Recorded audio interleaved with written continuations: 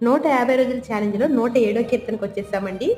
ఇందులో మనం ఎలా స్వస్థపరచబడాలో వ్రాయబడింది.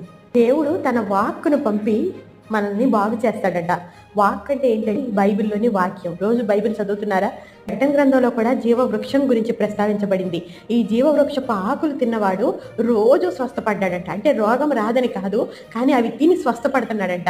అలాగే బైబిల్‌లోని ప్రతి వాక్యం మీద మనం పెట్టే విశ్వాసము మనల్ని స్వస్థపరుస్తుంది. నిజంగా నీకు స్వస్థపడాలనుంటే నమ్ము. నా దేవుడు శక్తిమంతుడు.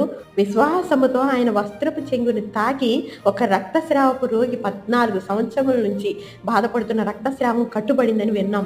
ఆయన యొక్క మాట వాక్కు బయలు వెళ్ళిన వెంటనే 18 సంవత్సరాల నుంచి దేవాలయంలో పడున్న పక్షవాయువు రోగి బాగుపడి తన పరుపెత్తుకుని లేచి నడిచాడండి. వినుట వల్లంట విశ్వాసం కలుగుతుందంట. బైబిల్ వాక్యాన్ని నువ్వు చదివి నువ్వున్నంతసేపు నీలో విశ్వాసం పెరుగుతుంది. విశ్వాసం వల్ల నువ్వు స్వస్థపడతావు.